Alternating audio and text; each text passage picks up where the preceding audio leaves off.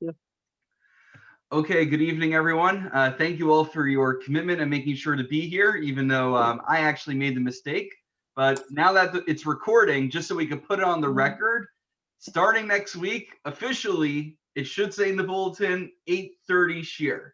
That way, there's enough time for everyone to get back from Mincha and Mariv, make themselves, well, I guess not a coffee at this hour, I'd imagine, but get yourself ready for the shear, b'shava benachas. Okay, so we are on Tes Amid Bays. We are on 9b. And you should easily be able to find where we are starting because it is the Mishnah, the first Mishnah on the page toward the top. And we're continuing our discussion about a Summa. Well, now we're going to talk about a Summa and a Sone. So we talked about Gullus. We talked about how you get sent into exile if you inadvertently kill someone.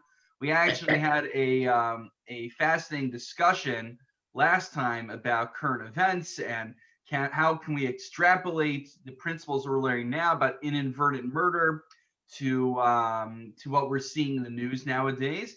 We noted that we might be able to connect some things, but not all the factors in play are analogous. But it's something that you look at social media now. I've seen a bunch of rabbis with social media presences trying to connect Gemaras and Sanhedrin and Makkos to what happened in the Chauvin case. I've seen a lot of inaccurate analogies, but we'll leave that for another time. Anyway, the Mishnah begins as follows. We're going to talk about someone who is blind, and in the second part of the Mishnah is going to talk about a sone, someone who has a vendetta against the victim, which we have discussed previously. Hasuma Eino Gola, according to the first opinion in the Mishnah, the Tanna Kama says someone who is blind, if they inadvertently kill someone, they don't even get sentenced to Gullus. Divrei Rabbi Yehuda. That's the opinion of Rabbi Yehuda. Rabbi Meir Omer Gola. Rabbi Meir says no, a blind person has the same status as a non-blind person, and the person who is blind goes to Gullus, goes to exile the same way as anybody else. Now, what is the basis of their dispute? Is it just arbitrary?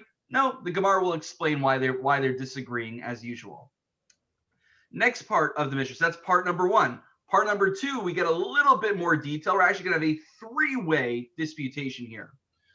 So now we're going to talk about a sone. Sone literally means someone who has hatred, who bears hatred for the other person, like Sone Yisrael, haters of Israel. Hasone Eino Gola. Opinion number one, the Tanna Kama, someone who is a sone. So I'm gonna not translate this term every time because we're gonna say it a million times. So just remember it now. Write in your notes if you need it. A sone is someone who bears hate for the victim. Okay, that is what sone is. So ace, right? Clear, good. Anything question on that before we move on? Okay, that'll make the rest of the class easier now. Hasone Eino Gola. A sone does not get sent into Gullus when he kills somebody. Rabbi Yossi Omer, Hasone Neharag Neshahu Kamuan. Actually, not only does he not go to Gullus, but in fact, because we know that he bears hatred for the victim, we assume he's Kamuad. Tell me, what's a muad? You look above a comma, it talks about a shor hamuad. So shor hamuad is an ox that's gored 3 times already. When it gores the 4th time, the owner can't say, oh, how was I supposed to know? Poor Bessie, she's such a kind cow. She never hurt a fly. Well, she already gored 3 times. So it becomes a muad. She becomes designated as it. Well, I guess cows don't have the horns. It's the male ones. Ox has the horns. And it's designated as a killer. So this is like the principle almost of Adam Muad La'olam. So this person over here, a sone especially, not just a regular Adam, a sone, someone who has it out for him, he gets sent, he doesn't get sent to Gullus, but he gets a death penalty. Rabbi Shimon Omer, the third and final opinion is, sometimes yes, sometimes no. Yesh sone gola, yesh sone she'eno gola.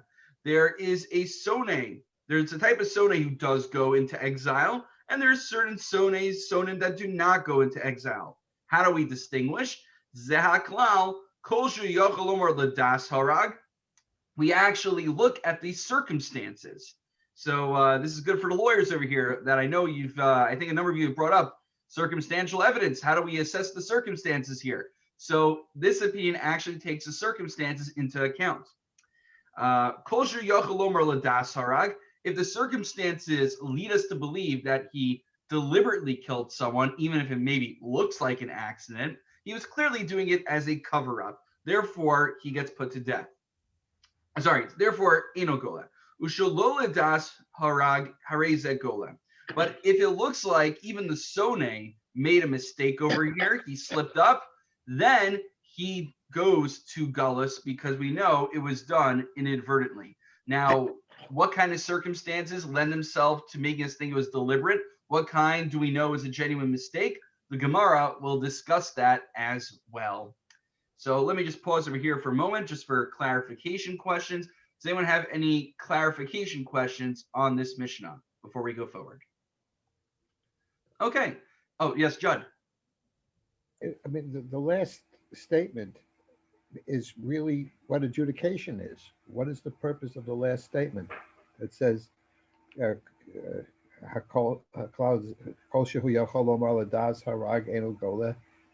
the opposite. I mean, that's what has to be determined. It's right. So Judd is asking, and you'll tell me if I got the question right. What Judd's asking is, that's always the criteria that we deal with. Even if the guy's not a Sone, we always ask, does it look like it was deliberate? Does it look like it was accidental? So why is a Sone any different, right? Is that the question? So the Gemara will explain. Yeah, Henry? No, actually, it's more of a question on the first two opinions, why they would, even though there is a Sone, why would they assume one way or the other without, as Judd saying, finding out what really happened, right? It's like they're not, if you want to use an American term, they're not giving the guy due process here. Right. Well, I think all of these, even according to first two opinions, they would still need to assess the circumstances. But I think, right, the first two opinions, you're saying they assume that if this guy has a history of hatred and, just bad blood with this person, we assume if he kills him, it's not accidental. And we assume even if it looked accidental, it was clearly a cover-up as an excuse. So, yeah, it would seem when that you use the term assume, you mean presumption, right? Presume. Yeah, exactly. So it's rebuttable. You see, so you just start out with a presumption, like the way we have a presumption of innocence, but it's rebuttable as the facts develop. Right. So I think, the point you're making is what Henry's pointing out, which is it sounds like in the first two opinions, there is no presumption of innocence even. It sounds like just by default, we assume. Now, even according to the first opinions, maybe in some extreme circumstances where we know it wasn't his fault, maybe they let him off the hook. But it sounds like the third opinion of the Mishnah, which is of Rabbi Shimon, he says that he has a lower bar for letting the Sonate off the hook. The first two opinions will have a much higher bar for that. And the Gemara will actually give us a case. I know we're talking in very abstract terms, right? What's that mean, a high bar? So the Gemara will actually give us a case of where a Sonate gets sent into Galus because we assume he did deliberately, whereas a regular Joe on the street would not get sent into Galus for doing the exact same act. So when we get to that Gemara, you'll let me know if that addresses the question. But these are really good points that you're all raising. So Rabbi, before you move on, though, I think Toby said something that's really interesting because, Toby, you're actually saying that, or what I take from what you said is that essentially when you have a Sone, it changes the standard from perhaps a neutral position to a presumption of guilt. And maybe it's a rebuttable presumption. And so I guess the Gemara will bear this out, whether this is correct or not. But when we were looking at the earlier cases where someone swings the axe in the woods and the head falls off and hits the guy and kills him, or the one on the ladder and the up and the down or whatever, there's a neutral presumption and it's just based on the facts.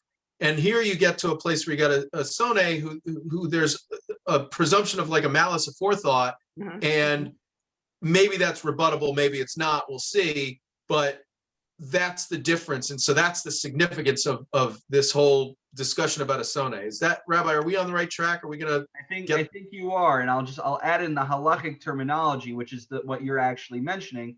we assume that every person has what's called a cheskes kashrus, which I think is what you described in the legal terminology, which is a presumption of innocence, a presumption of not bearing ill intent. The Sone seems to not have a cheskas kashrus. He doesn't have literally a presumption of kashrus, of being kosher, of doing everything the right way. You know, most people, we assume that if we're down the kafschus, they have a cheskas kashrus.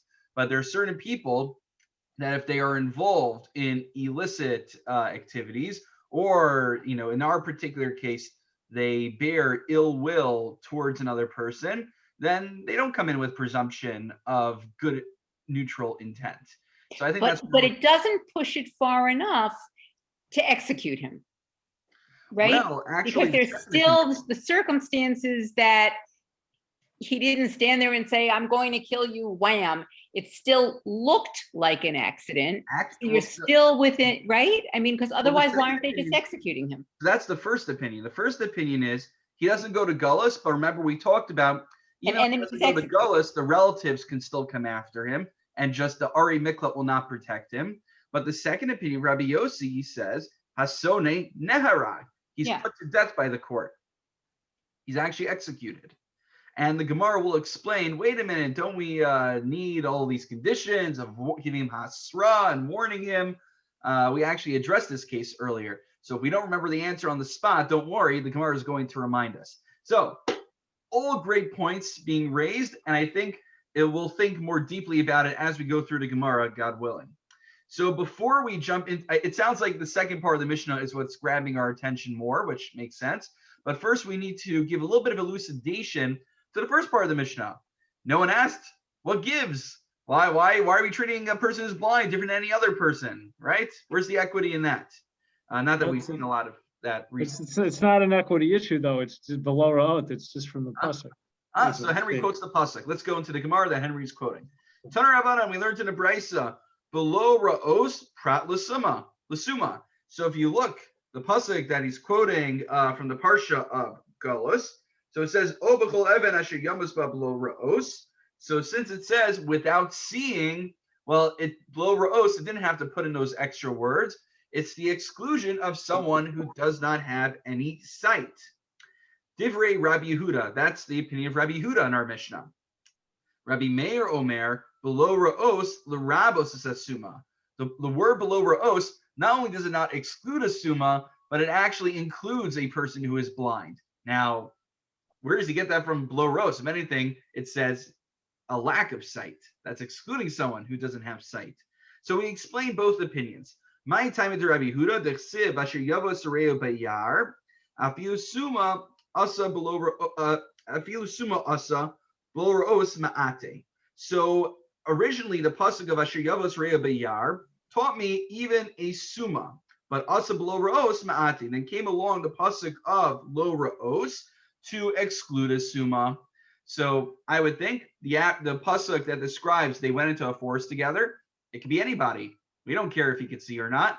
But then the words below ra'os exclude someone who cannot see. That part is very straightforward, I believe. The second part, Rabbi Meir teaches us an important principle in rabbinic hermeneutics, right? Who says Rabbi Shmuel in the morning, right? We have Rabbi Shmuel. Even during COVID, we were saying Rabbi Shmuel. So it's important to pay attention to Rabbi Shmuel, because if you look at it, it's very different than the rest of davening. It's not Tehillim, it's actually halachic principles that we just casually say at the beginning, so we get in a rabbi's kaddish. Rabbi Meir below ra'os lema'et bivli das lema'et. So Rabbi Meir quotes one verse that says, "With you cannot see." That's one exclusion, and then also the Torah says bivli das is someone kills without knowledge, without intent. So what we have is habi miyut achar miyut. When we have one exclusion followed by a second exclusion, there's a principle in hermeneutics, ve'ein miyut achar miyut ela l'rabos. An exclusion that follows an exclusion, think of it as like a double negative. The negatives cancel each other out, and it comes to include something. So therefore, since lo ra'os is followed by another exclusion of bivli das, without knowledge, actually what it does in the end is it doesn't exclude a summa, but rather it includes the blind person in there as well. So Baruch Hashem, the blind person is included as well, and they too will get punished if they kill someone inadvertently. So there's equality right there. Okay. Henry, you look like you wanted to say something, or No, the only thing is obviously based on the pasuk, but they're not trying to make, at least explicitly, a qualitative judgment on whether the blind person should be treated differently or not because they're blind. It's just like Xer Sakasiv, like you said earlier. Right. It's really right. This is a case, there's no logic per se, or, obviously on a Shabbos morning sermon, we could come up with Tamei Dekra, and we could come up with the reasoning and the ethics and the message behind it. But ultimately what we're doing here is just plain power of hermeneutics over here, not necessarily inserting any form of svara, of human logic, into the equation. But let's just finish the Shaka Vitaria, finish this part of the Gemara. Rabbi Yehuda bevli das. So Rabbi Yehuda doesn't say miyad acher miyad. He doesn't say we have an exclusion after exclusion. So he must be using the term bevli das, without knowledge, for another hermeneutical purpose. For what? Prat lemiskaven hu da'asa. So the extra words of bivli das, without knowledge, comes to tell us something we talked about earlier, that if someone kills without kavana, I thought that that person over there was an animal, right? Didn't it happen? I think it was with was it Dick Cheney? He was going hunting and he thought it was an animal, and then he wound up shooting an actual person. I think it was him. I'm sure it's happened to many people in history. I just remember that one in particular, or that's how Cain got killed. So so you thought it was an animal, but it turned out to be a human. If you kill him, you go into gullus. So that's what he uses the extra word for. And that's how we have an argument regarding a summa. So that brings us to the end of the summa. And the next part of the Gemara, let's just jump right into it, is now going to address everyone's, the popular part of the Mishnah, apparently the popular part, which talks about our good friend, the Sone. Our good friend, the Sone. Rabbi Yossi Omer Hasone Narg B'chule. So here we go. The question that I forgot one of you, I think, actually alluded to. V'hala Asur. I think, Tom, maybe you were alluding to this. Wait a minute. How can we put this guy to death? We didn't even give him hasra. We didn't warn him, right? Was that what you were getting to? Right? No, that's okay. Well, you helped us along over there. Inadvertently, B'shogeg, you helped us along. So the question is, wait a minute. How are we putting this guy to death just because we think he had ill intent? Doesn't someone there need to be able to give him hasra to warn him, hey, buddy, you're not allowed to kill, otherwise base is going to put you to death? Remember, that was a prerequisite to putting somebody to death or to giving corporal punishment in the Torah.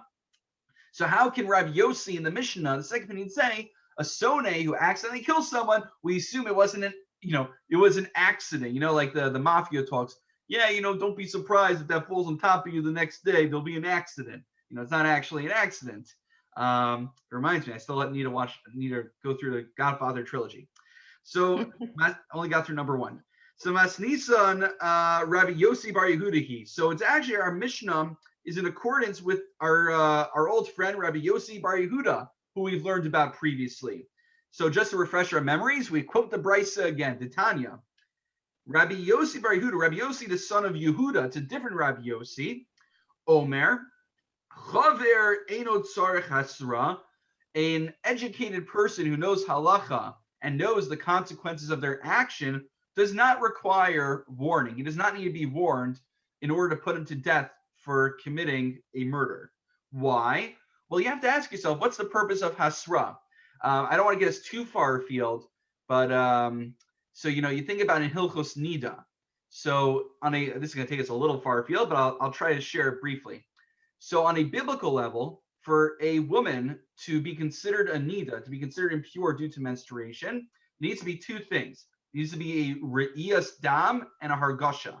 It needs to be a seeing actual blood, menstrual blood, and B, a hargasha, a feeling of that sensation. The issue is most women today say that they do not feel a hargasha. They don't feel any particular feeling. And this isn't just like a modern day phenomenon. This is already in the sources as well. So the question is, is a woman even a nida on a doraisa level today? There's such a thing as a woman being a biblical level nida. So the question is the hargasha, is it a siman or is it a siba? Meaning, is hargasha an integral part of the definition of becoming a nida? If you don't have that sensation of menstruation, then you don't become a nida. Or is hargasha a siman? It's an indicator that one is now a nida. So if one gets a certain sensation when having their period, which women back in the times of the Talmud apparently claim that they had, then it's an indication, it's a siman that I am a nida right now. But if I know it's my period and I don't have a sensation, it doesn't matter. I'm still a nida. It's not a prerequisite to becoming a nida. So it's a very similar chakira dichotomy in halacha, which we call siman and siba, an indicator versus the actual cause, which applies here as well. Is the hasra a siman or is it a siba? Does the hasra, is it an integral part of turning someone into a murderer who could get capital punishment? Or is hasra just a means for us to know that this guy is aware of what he's doing before he commits the murder? But it's dispensable. If, in other words, if we know that this person is a chaver, he knows halacha, he knows full well that when he commits murder, Beis Din will put him to death, then Rabbi Yossi says it's a siman, just like I don't need the hargasha. It just helps me identify this as nida blood. I don't need hasra. It just helps us identify this person as knowing what he's doing. So Rabbi Yossi says that the hasra is dispensable because what's the purpose of hasra? We use hasra to make sure the guy knows what he's doing, to make sure that we know that he's doing it on purpose. So here we're dealing with a sone. The Mefarshim point out, presumably a sone who also knows the halacha that he'll be put to death by Beis Din. You don't need to be the biggest scholar out there to know that if you murder someone, you likely get capital punishment for it. That's not a surprise to many. So since we know he has it out for this guy, we don't need to give him hasra because we know he deliberately wants to kill him. And therefore, Rabbi Yossi says this person is put to death even absent hasra. And that brings us to no, that does not bring us to the end to the Mishnah yet. So let me pause briefly. I'll take only clarification questions, and then we'll pause right before the Mishnah to take any additional questions. Anything unclear I can clarify just on that section. Okay, and if you didn't get the nida part, that's okay as well. I just thought that idea might help bring it out. Okay, Rashun Omer Yesh Sone Golem. This part is a little bit complicated because it seems that our text in the Gemara actually got switched around, and I'll show you what I mean. So remember Rabbi Shimon, he was the last opinion in the Mishnah. He says sometimes a sone goes to Gullus, sometimes he does not. Meaning sometimes it's deliberate, sometimes we assume it was accidental. Okay, how do we figure that out? Tanya, Ketzad, Amar Shimon Yishsone Gola, Yishsone She'eno Gola. So what is the case where Rabbi Shimon distinguishes? So very subtle detail. Let's say I'm pulling up a rope and it has like a heavy weight at the end, has a very heavy cast iron bucket, let's say. I don't know if anyone uses a cast iron bucket. I'm just trying to think of something that's heavy. Mm-hmm. So nifsak gola, if the rope snaps, then we assume it was an accident because it's very hard to orchestrate that the rope's just going to snap on its own just at the right moment when the guy passes under it. But nishmat eno gola, if he lost his grip on the rope, and then the bucket falls down just at the right moment, happens to kill just the guy that he would love to be dead, is that really an accident? Oh, whoops, it just slipped out of my hand just at the right time to hit that guy I really hated and wanted to kill, just at the right moment. That's harder to say is an accident. So if the rope snaps, that is more likely to be accidental. But if it's a nishma, if it slips out, for someone who's a sone, who we know had it out for that guy, we assume he wants his makom back in shul. He's been fighting with that guy for that seat. He's like, perfect. Now there's going to be a vacancy. So that is what he says. We have a question. But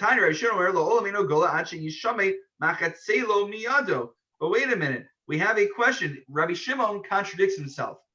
In another brisa, Rabbi Shimon says one only goes into exile in a case where the rope slipped, well, not a rope here, it's talking about an implement of sorts, a tool, but same principle, when it slipped out of his hands, he goes to galus. So kasha nifsaka nisa, kasha nishmana nishman. What we have here is a contradiction, because the implication of this other brisa is that in a case of nifsak, of it snapping, you don't go to galus, and in the case of nishman, of it slipping out, you do go to galus, which is diametrically opposed to what he said in the first teaching. He literally just contradicted himself right here. So what's the resolution? It's what you can imagine. The first brisa is talking about a sone. The second brisa is talking about a regular person who couldn't care, doesn't really care for Shimon walking by. For a regular person, if it slips out of my hands, like, why would I want to kill him? We assume that's an accident. So the text of the Gemara, by the way, gets switched around, and I'm going to read the alternate text. You're looking at Go Sabach, you look at Rashi. I'm sure you can have a lot of fun if you're into manuscripts. So we're actually going to read it as Nishmat Anishmat Lo Kasha Ba'ohev HaBesone. So the distinction in Rabbi Shimon between it slipping out is not problematic, because when it slips out and we assume it was deliberate, that's the case of a sone. When it slips out of his hands and we assume it was an accident, was the case of an ohev. He accidentally killed his friend. We assume that when it slips out, it was a genuine accident, because again, he has a presumption of innocence. He's a cheskes kashrus. And similarly, nishmana nishmat lo kasha. We resolve nifsaka nifsak lo kasha. We resolve the contradiction of when the rope snaps. Ha Rebbe v'ha Rabbanan.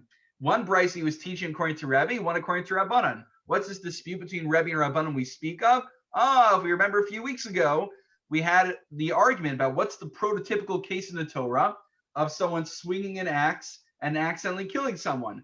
Rebbe said the case is where he hacked at the tree, a splinter shoots out and kills somebody.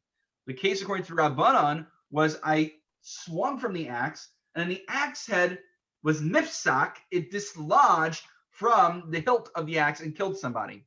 So in the case of nifsak, it's a machlokes, a dispute between Rebbe and the Rabbanan.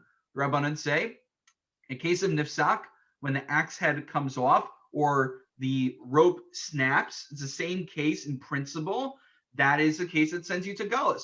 Rebbe says that's not a case that sends you to galus.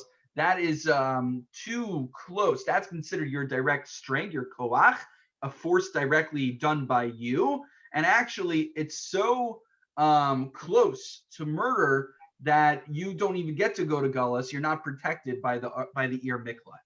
So that's that piece of Gemara over there. And that's probably the most confusing piece of the Gemara for the night. The rest of it is rather straightforward, actually. So I'll just pause here.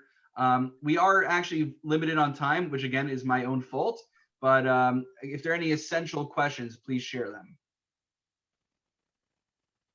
I know I set the bar really high. You're like, oh, do I have an essential question? I mean, if anyone has like a question to like help enhance the learning that we're doing now, not about the Godfather. Okay, so hopefully that's clear. And what we're going to do now actually is, remember until this point, we've been talking about if you do this, you get sent into exile. You do that, you don't go to exile. So we never really fleshed out, what are the Arei Miklat? What happens when you go into exile? You go to one of the cities of refuge. The cities of refuge were given out to the Levites, the Leviim, as their cities.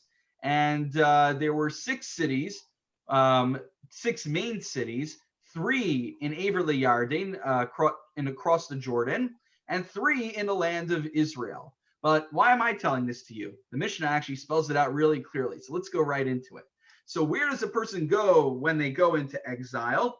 Lehechan Golin, the Mishnah asks. I already shared these details. We learned this together outside already. But the Mishnah hasn't really told us what happens when you go into exile. So it asks, where do you go? La'arei Miklat, you go to one of the cities of refuge. L'shal shebe'Aver Yarden, l'shal shebe'Eretz Canaan. There are 3 across the Jordan to the east, and there are 3 in Canaan, in Eretz Yisrael. Shenemar, it says in the verse, Eshalosh ha'arim titnu me'Aver LeYarden, v'eshalosh ha'arim titnu be'Eretz Canaan. Pretty explicit. Ad shelo nivcharu shalosh shebe'Eretz Yisrael, However, until Joshua was able to establish the 3 Ari Miklat in Israel, Lo hayu shoshim regarding koltos. The 3 across the Jordan did not operate. They weren't able to protect anyone until all of them were fully operational. Shemar, Sheish Ari Miklat Tiyena, you should have 6 cities of refuge. Achi Shoshtan Koltos Ka'achas. Until all 6 are ready, none of them operate. So even though Moshe Rabbeinu established 3 Ari Miklat when he was still alive on the other side of the Jordan, it was only until Yoshua came along and established 3 in Israel, that's when they all began to operate. Okay. The Mishnah now shares a few more details. It gives us a little bit more texture to understand the Ari Miklat.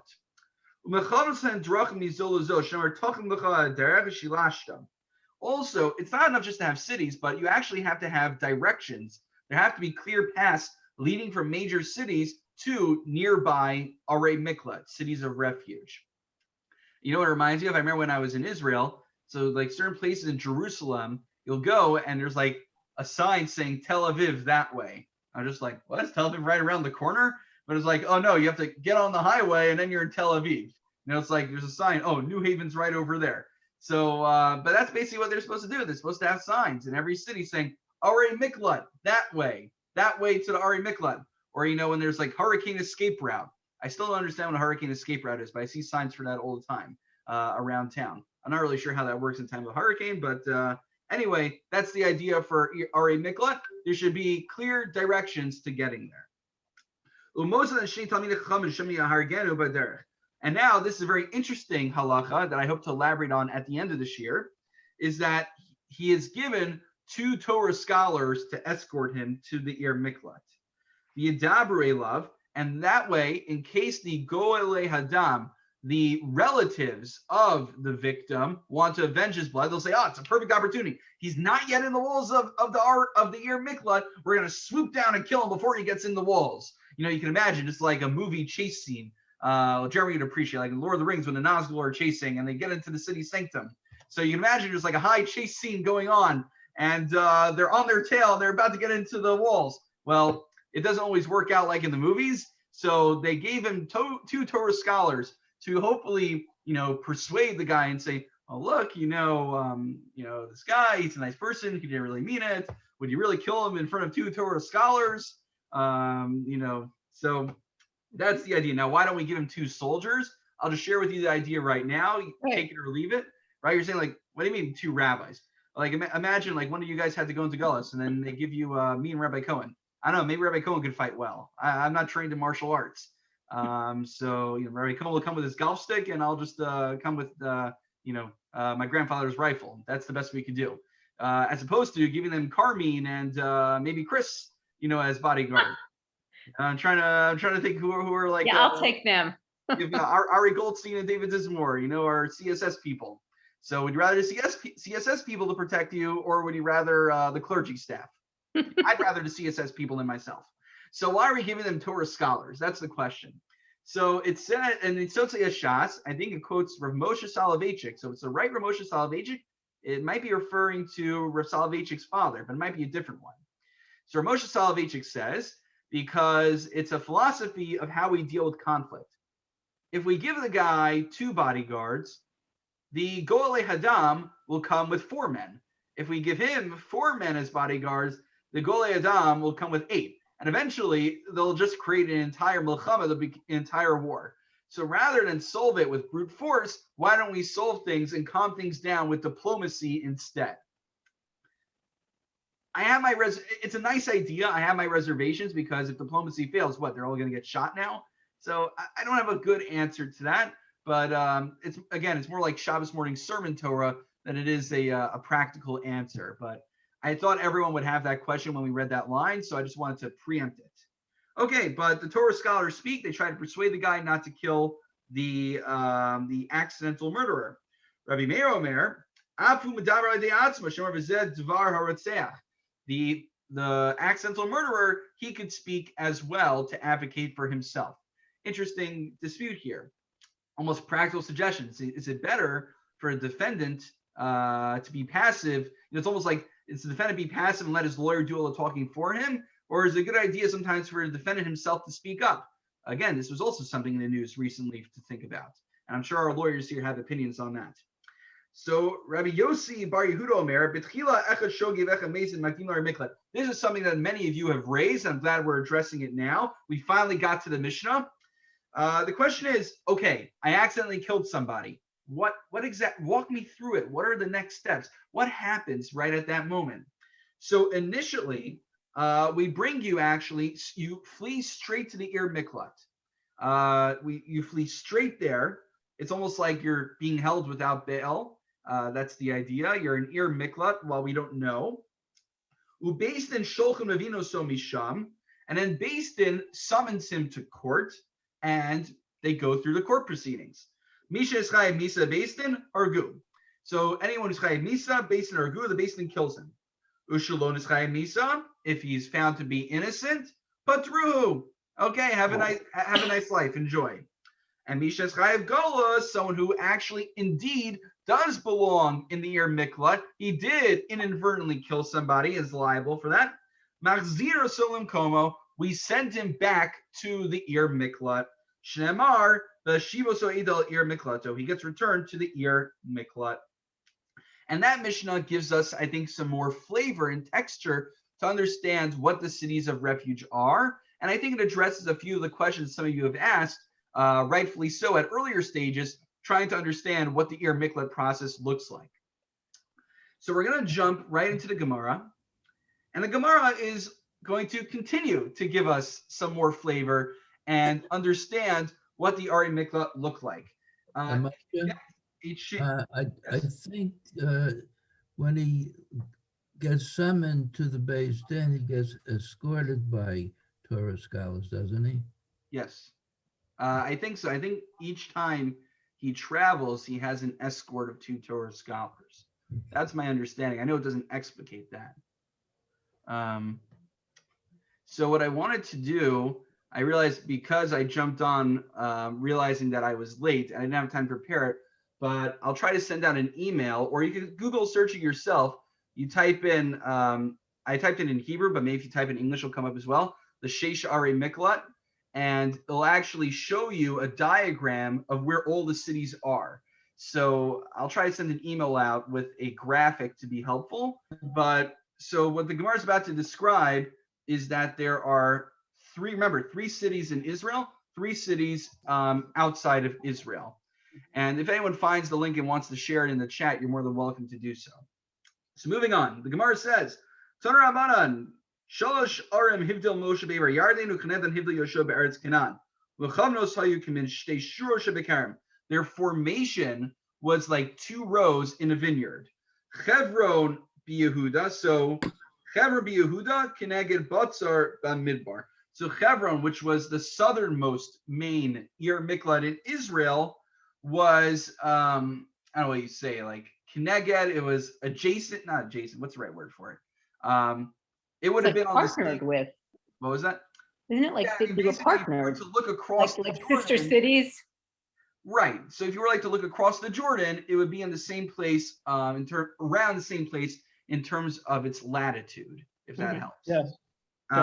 So Shechem Bahar Ephraim, Shechem, which was in Har Ephraim in Israel, Keneged Ramos Begilad, same idea. Shechem, you can look across, you see the Ir Miklat somewhere, like in Israel, when you go on a tour and they say, on a clear day, you can see Tel Aviv all the way from here. They tell you stuff like that. So on like a clear day, you can see the Ir Miklat all the way across the Jordan. Forgive my poor Israeli accent. Kadesh Bahar Naphtali, Keneged Golan Babashan. Same idea. Kadesh, which was all the way up in the north, you can then see the city of Golan, which was in Bashan. So that's how they were lined up. Vishilashta, and remember, we taught in the verse, it says Vishilashta. Okay, there's a nice map in the art scroll of Chumash.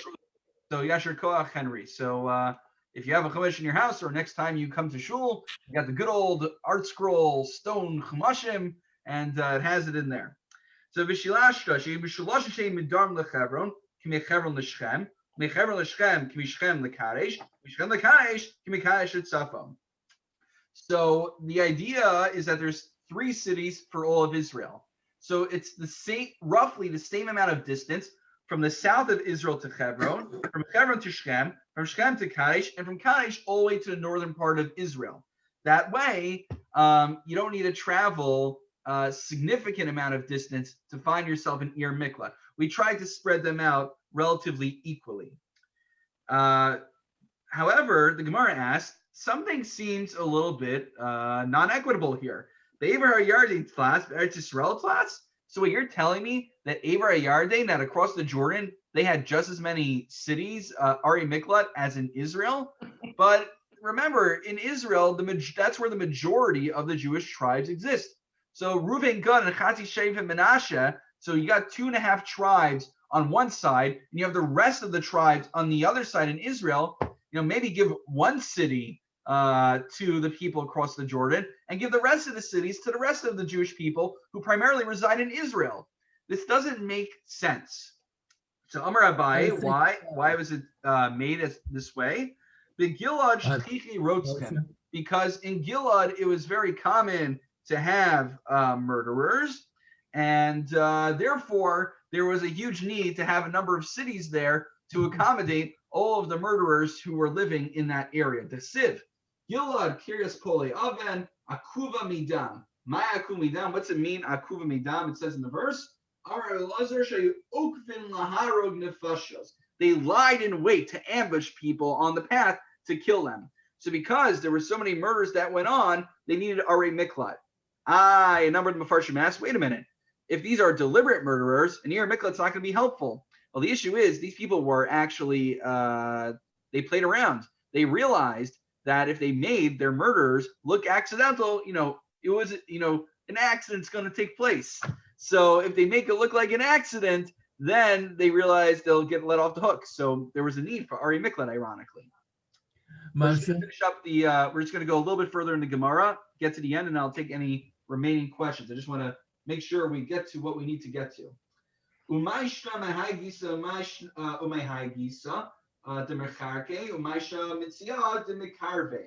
So if you think about it, if you look at the map that Henry pointed out, or when you get a chance, if I am somewhere in middle of Israel, I only have to go if I'm between, let's say, Shechem and Hebron, the most I have to travel is halfway to Shechem or halfway to Hebron.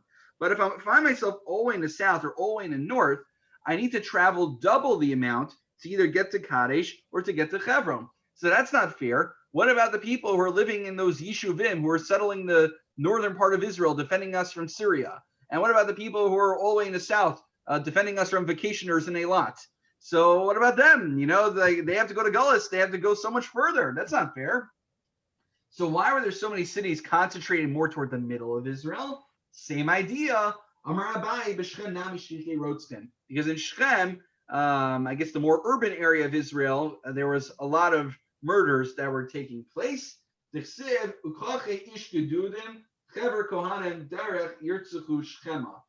there was all these people, these gangs of people who, these groups of Kohanim who were ready to kill. What does it mean, a group of Kohanim? What, you had a group of priests? I imagine, you had a group of yeshiva bacharim who were lying in wait to pounce and kill people. I mean, if you see videos coming out of the Panovich Yeshiva in Israel, they actually could be trained for that. There's a video in the news showing there's 2 factions in the Panovich Yeshiva now for which rabbi should be in charge. So there's a fight that broke out. Stenders were flying, there were beatings, they were using pepper spray at each other. Really crazy things you can see on the internet. So, but that's not what it's talking about over here. It's not talking about a bunch of yeshiva bachrim or about priests, but rather, my chever kohanim or lezer shall be mischarven laharg lefashot kohanim halo to mischarven lachol trumus the base hadronos. That the same way kohanim would be gathering and flocking in the masses to you go to a kiddush.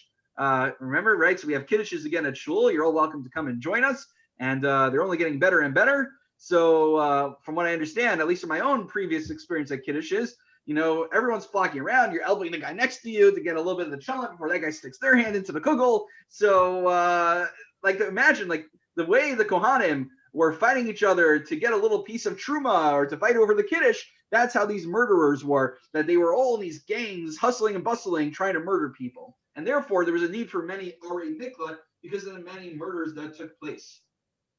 One last piece of Gemara, the Suleka. Wait a minute, you're telling me there's only 6 cities of Ari Miklat? Baksiv, it says in the pasuk there should be 42 cities. Amar Abaye, halo kolos bin ladas ben shlodas. The 6 original cities of refuge protected you, whether you were aware you were in it, whether you weren't. Meaning, let's say you were asleep and the carriage comes into the city, so you were protected passively just by virtue of being in there. That only works for the first 6 cities. But halalu ladas koldos shlodas inun koltos. But for the other cities, you have to come in and say, like Hareini, Muchon, and Mazuman, I'm coming in to be protected by the city. You have all the Kavanah, and then it protects you. It's like a magical incantation almost. We'll talk about next week about other distinctions between the 6 original cities and the other ones. If you go to one of the 6 original ones, apparently they were more liberal on their fiscal policy, so you get to live there for free in public housing. But if you go to the other 42 Ari Miklat, then you actually have to pay rent as well. So there's some distinctions between the different Ari Miklat we'll talk about next time. But that brings us to our conclusion for today. Again, my apologies for, I thought it was 8:30, but then I realized it actually still said 8 o'clock on Daily Virtual. But God willing, next week it'll be 8:30. Yashir Koach everyone for all the messages and worrying and making sure that this took place. And looking forward to continuing to learn next week as well. Be'ezras Hashem Yisparach. I'll stay on for any remaining questions, but the shiur has concluded. Good Shabbos to all, and hope Thank to catch you. you. Thank you, Shkoyach. Thank you, everyone. All right, Rabbi, thank you. I have a Did you comment. question? Yeah, the explanation that there were 3 cities on the other side of the Ardennes because there are more murders there. That is after the fact. The cities were established before the murders. I think they're established biblically. And so there has to be a better explanation than that. Right. So what you're saying is that it's anachronistic. I was thinking that how far you have to travel to get to a city, so that's why the dispersion. Right. But then the question is that should we really be investing the same amount of resources to where only 2.5 tribes reside, as opposed to where the other 10 tribes reside? Well, I'm thinking in terms of distance to travel to get to a city, not the number of people who are going to go to a city. Right. So it's not about you saying that, look, we have enough cities that could host enough, how common are people accidentally killing each other? We have enough cities. We just need to make sure that a person doesn't need to travel an entire country to get to one of them. That's what I'm saying. Honestly, that probably was the idea. And maybe this is a post facto justification of saying Hashem in his infinite wisdom understood that these would be future developments. And so that was part of God's plan from the get-go. I think that might be what the rabbis are getting to. But I see what you're saying. They only started being murderers within the Jewish community once the Jewish community actually settled. So how could we known about that beforehand? It's a little bit of a odd elucidation. I agree. Okay, Shkoach, any other remaining questions? Jenny?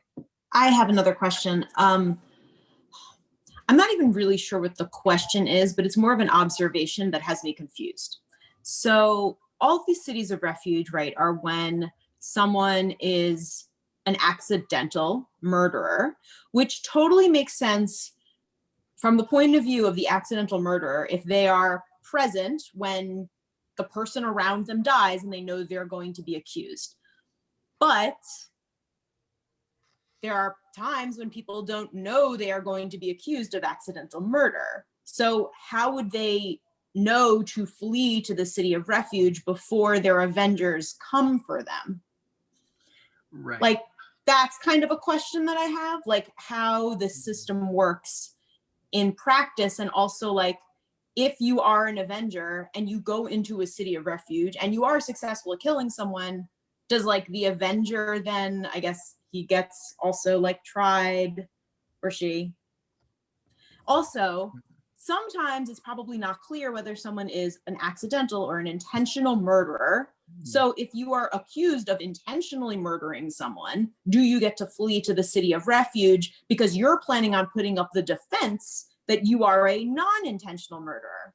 So that I think So that those are my three yeah. questions. So yeah, those are. I'm glad you're bringing up those ideas for, and we definitely want to make sure those are clear. So the Mishnah says, regardless of the outcome, we basically. I'm trying to think of the modern day analogy, but I mean, when you think about it, I mean, someone who's put on a murder trial many times will keep him incarcerated until he's ready to go to trial. So, this isn't incarceration. The city of refuge is much more hospitable than a jail cell in Rikers Island. But that is the So idea. like you go to the city of refuge and you're like, I don't know what I'm going to be tried for. Might be intentional murder, might be unintentional. And the city of refuge guards are like, well, it's going to be one of them. So I guess you can stay here. They're not going to like turn someone away. They're No. like, yeah, we think this was intentional. I don't think so, and I think that's part of the idea of why it's given to the Levium to it's a Levite city, because presumably the Levium are ministers, and they're supposed to be more of the I guess they were the rabbis back then, and rabbis technically are supposed to be pastoral and kind people in general. That's what we all hope to be. So Levium are saying, oh, welcome in, we'll take care of you, we'll help you during this difficult time. That's always how I imagined it. But you're right. There's certainly, even though we're starting to get more of a flavor for an understanding of the details, it certainly leaves us with more questions for how precisely we parse these things out. Okay, so thank you for raising those points, Jenny. Zadie, very good question as well. That was bothering. I realize now that it was bothering me when I read it, but I kind of just ignored it. So I appreciate bringing that to the fore. I want to wish everyone a good Shabbos, and God willing, looking forward to seeing all of you in person very soon. Thank you. All right. Good night, Zadie. Good night, Jenny. Good night, Marina, Ruth, and Melissa, and Phyllis. Laila Tov.